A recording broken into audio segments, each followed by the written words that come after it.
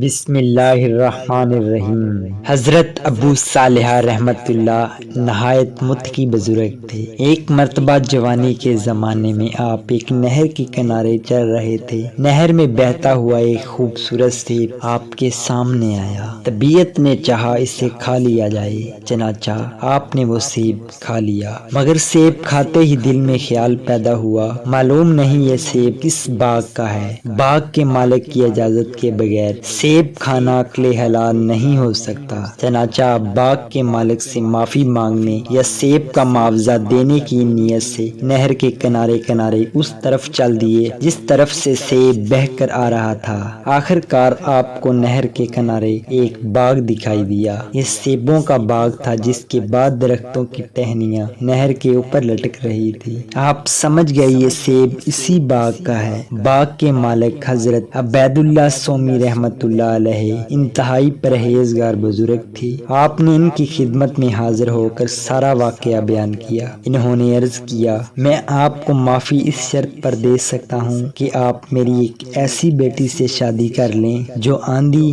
گونگی، لنگڑی اور بہری ہے۔ آپ نے یہ شرط منظور کر لی۔ اس طرح حضرت ابو صالحہ کی شادی اس بزرگ کی بیٹی سے ہو گئی۔ آپ شادی کے بعد جب حجلہ عروسی میں پہنچے تو یہ دیکھ کر حیران رہ گئے، وہاں ایک انتہائی حسین و جمیل چہرے والی صحت مند لڑکی بیٹھی ہے۔ آپ سخت پریشان ہو کر واپس لوٹنے لگے۔ آپ کے خسرو نامدار فوراً آئے اور کہنے لگے، بیٹا ابو صالحہ، یہی تمہاری بیوی ہے۔ میں نے جو کچھ کہا تھا وہ درست تھا۔ چونکہ اس نے کبھی غیر محرم کو نہیں دیکھا اس لیے یہ آنکھوں سے اندھی ہے۔ اس نے کبھی غیر شائستہ بات اپنے کانوں سے نہیں سنی اس لیے یہ بہری ہے۔ اس کے پاؤں کبھی غلط راستے کی طرف نہیں چلے اس لیے پاؤں سے لنگڑی ہے۔ یہ انتہائی نیک لڑکی حضرت فاطمہ ام الخیر تھی جن کے بطن سے اللہ تعالیٰ نے غوث اعظم سیدنا عبد القادر جیلانی رحمت اللہ علیہ جیسی